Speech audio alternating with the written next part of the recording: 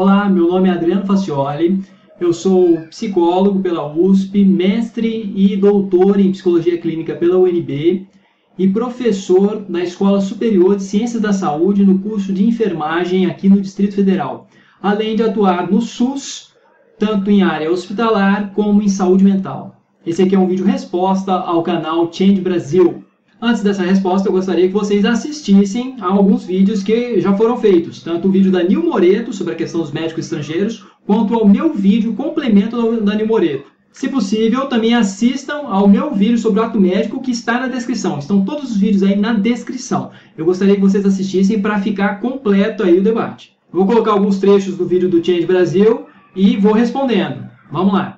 E recentemente, médicos se reuniram e organizaram protestos em relação a essas medidas, citando uma variedade de pontos. Nós tivemos a chance de conversar com algum desses médicos, e entre todas as coisas que nós ouvimos, eles todos tinham uma reclamação em comum. Todos alegaram que isso não resolverá o problema. Ok, os médicos fizeram protestos, mas o seu canal ouviu somente aos médicos, e a saúde não é composta somente por médicos. A saúde é composta por várias outras categorias profissionais também.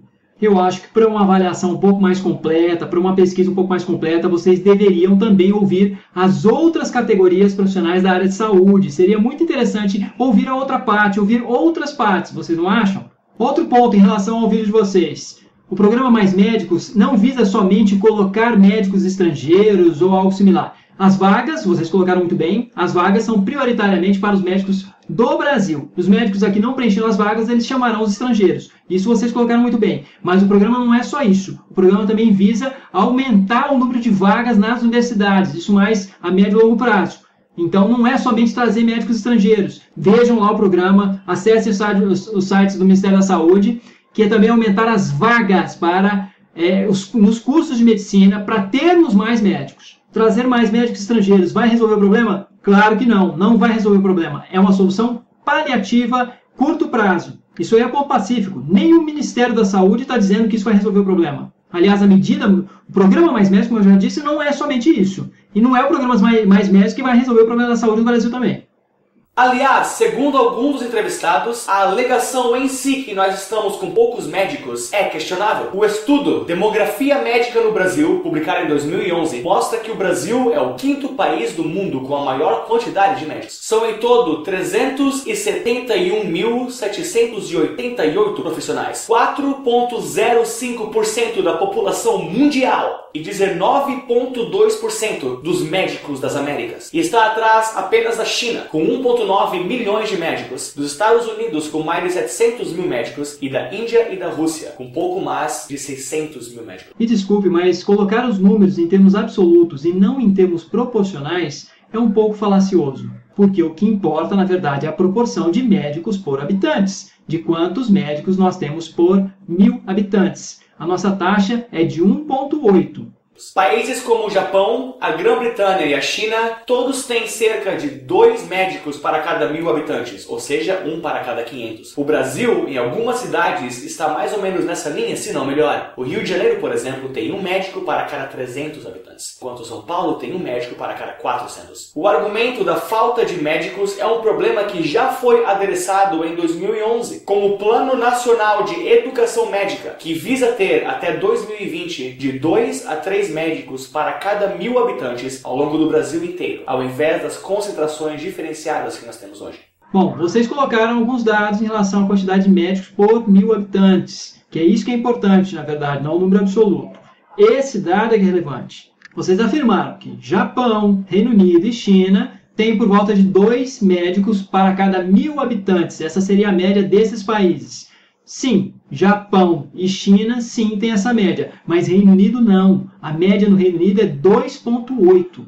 O SUS, o nosso modelo, Sistema Único de Saúde, é o maior sistema público de saúde do mundo, seguido pelo sistema britânico, o qual inspirou o nosso sistema. Como o SUS tem uma inspiração muito grande no sistema de saúde britânico, estamos tentando chegar a uma margem parecida com o sistema britânico. E lá é muito bem distribuído, muito mais distribuído que aqui, ainda tem essa diferença. Então o objetivo é sair de 1,8 e chegar mais ou menos próximo de 2,7, que é o nosso modelo aí de sistema de saúde público. E um dado que vocês conseguem colocar de maneira mais adequada é de que, de fato, a concentração é um problema sério. Os profissionais no Brasil estão muito mal distribuídos. Há 700 municípios, mais ou menos, no Brasil que não possuem sequer um médico. Sim, de fato. Tem certas localidades, estados, por exemplo, Distrito Federal, tem está aqui na minha tela, 3,46 médicos para cada 1.000 habitantes.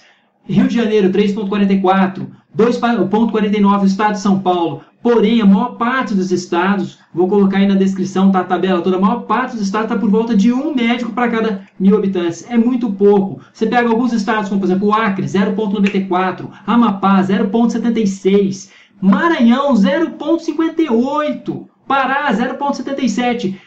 Está faltando médico nessas regiões. Aí o que os médicos dizem? Que falta de tudo, falta infraestrutura, aponta uma série de problemas e por isso que eles não estariam indo para lá. Mas vamos colocar uma outra hipótese também? Vamos colocar a hipótese bem concreta da oferta e da procura? Porque a oferta ela não é das melhores, 1,8 não é das melhores. Logo, se a oferta é pouca, logo há uma valorização maior do profissional. Eles têm pleno emprego. E no SUS, aqui no Distrito Federal, por exemplo, eles recebem mais ou menos o dobro das outras categorias profissionais com ensino superior. Se tivermos mais profissionais médicos no Brasil, a oferta vai aumentar. Logo, as condições, isso para eles estão esperneando, porque as condições não passarão a não ser mais tão boas. Interessa para o corporativismo médico aumentar a taxa de médicos do Brasil e, com isso, diminuir, de alguma forma, seus salários irão diminuir, a disputa irá ficar mais ferrenha, a concorrência irá aumentar demais, eles terão que se deslocar, eles terão que sair dos grandes centros, porque a concorrência vai aumentar. Ter mais médicos é uma solução economicamente viável. Oferta e procura, essa é a base de qualquer princípio econômico. Outra coisa, também não adianta nada você ter infraestrutura e não ter médicos. Há outras desvantagens de ir para o interior do Brasil. Não é só a questão da falta de infraestrutura do SUS, é a falta de infraestrutura dessas cidades, do interior mesmo, como um todo. Isso não diz respeito somente à falta de infraestrutura do SUS, diz respeito aos grandes contrastes regionais que nós temos em nosso país. São contrastes históricos e que visam políticas públicas amplas, muito mais amplas do que simplesmente a contemplação aí de carreiras de Estado no SUS ou coisa similar. Outro ponto, o ponto de reivindicação, a questão da carreira de Estado. Eles reivindicam carreiras de Estado para os médicos. Mas não seria interessante carreiras de Estado para todos os profissionais da saúde, principalmente da atenção primária ou exclusivamente para a atenção primária? Será que o SUS tem orçamento para contemplar carreiras de Estado para todos os profissionais da saúde, ou mesmo para todos os médicos do SUS?